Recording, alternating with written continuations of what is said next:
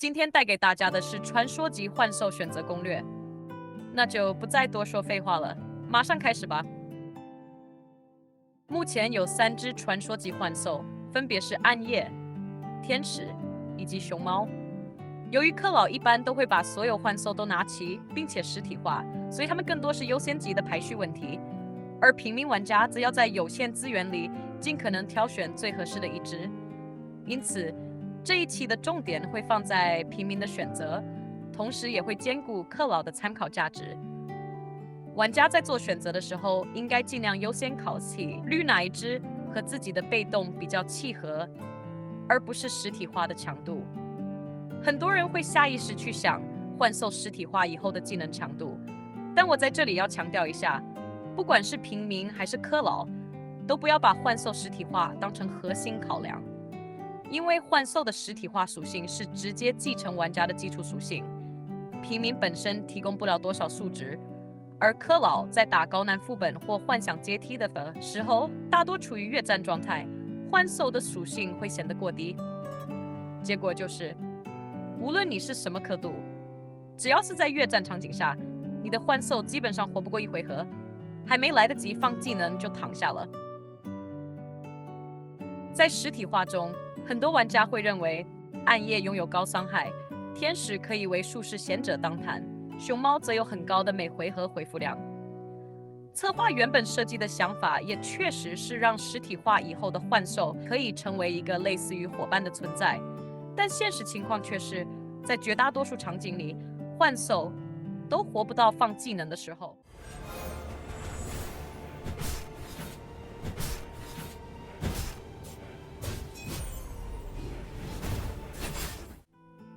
这里再补充一个容易被忽略的细节，幻兽能继承的属性其实远比大家以为的还要多。刚刚提到，你的幻兽战斗力来自你自己的属性，很多玩家可能会以为继承的只有速度、生命、防御以及攻击，但是其实远远不止这4项。如果你点开你的幻兽属性，你可以看到更详细的信息，也就是说，幻兽不仅能够继承你装备以及遗物带来的各种暴击率、格挡率、精准、元素精通、元素亲和等属性，还能继承玩家战绩和秘法的带来临时增幅属性。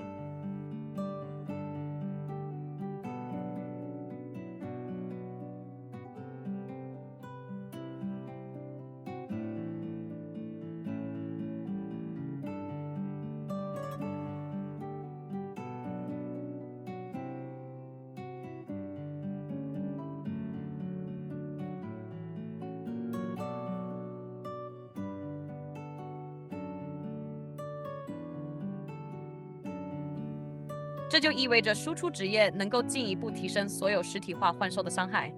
而骑士这类抗伤职业也能够让实体化的幻兽小幅度提升存活的回合数。没错，是小幅度，而并非大幅度。因为像弧光、格挡精通以及石夫秘术这类属性却完全不能继承。说回3只幻兽本身，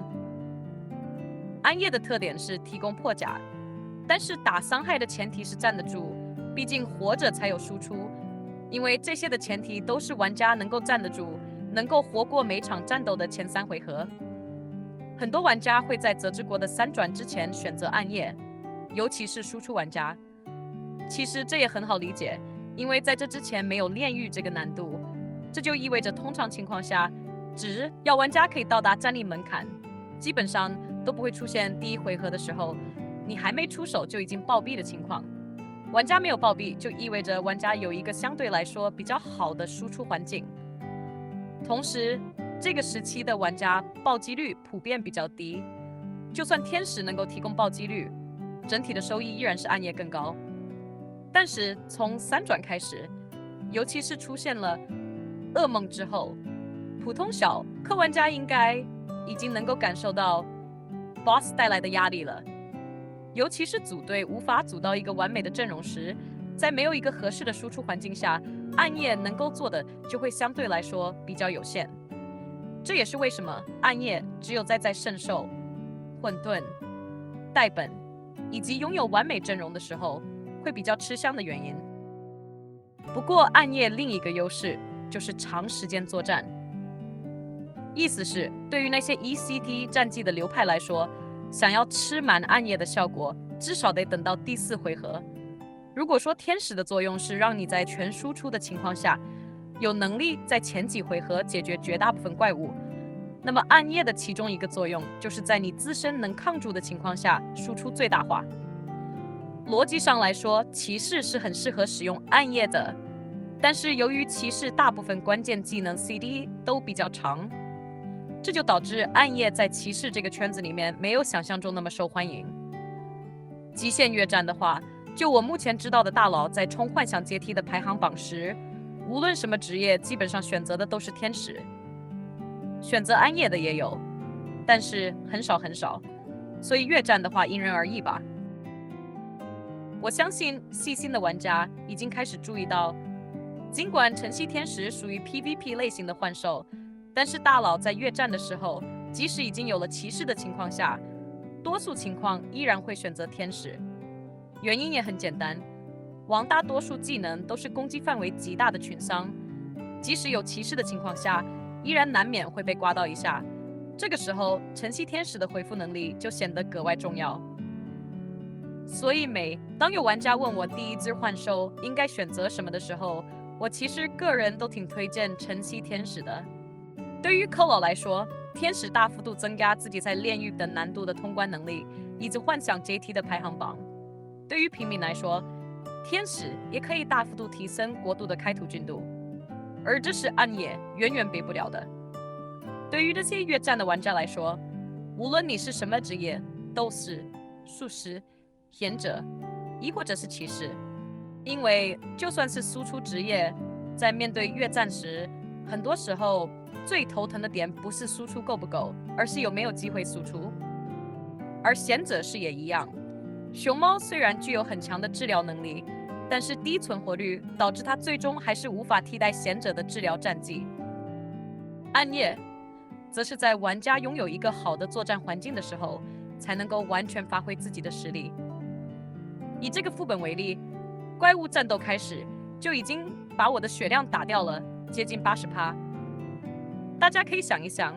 如果没有骑士和贤者，我的布局现在已经被打出来了，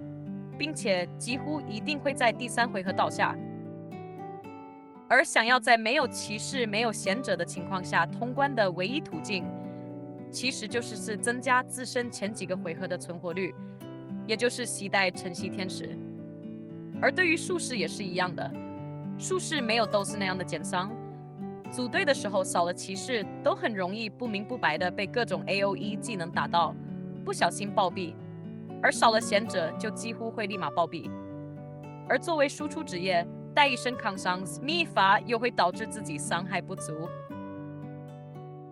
再来说说熊猫好了，熊猫的特点是开场减1回合冷却，这听起来很厉害，但是实际上是一个极其鸡肋的技能，尤其对普通玩家来说几乎没有任何用处。很多人会疑惑，既然天使可以靠复活保证玩家能放出一轮技能，那熊猫提前让你放技能为什么就不行？问题就在于速度，怪物的速度普遍比玩家快，天使的复活能让你即使 hold 手也能保证1次出手机会，而熊猫的减 CD 并不能阻止怪物先手直接把你打趴下。即使它带有伤害加成，但面对暗夜那种高倍率的被动时，熊猫甚至连圣兽场合的资格都不具备。因为从定位来说，熊猫属于快节奏的战斗模式，而并非暗夜的3层破甲，但是它却不提供暴击率和精准等核心属性，在同样为快节奏的 PVP 里几乎没有出场率，比暗夜还要冷门。所以熊猫最终基本上只能沦为顶级克劳的刷图工具。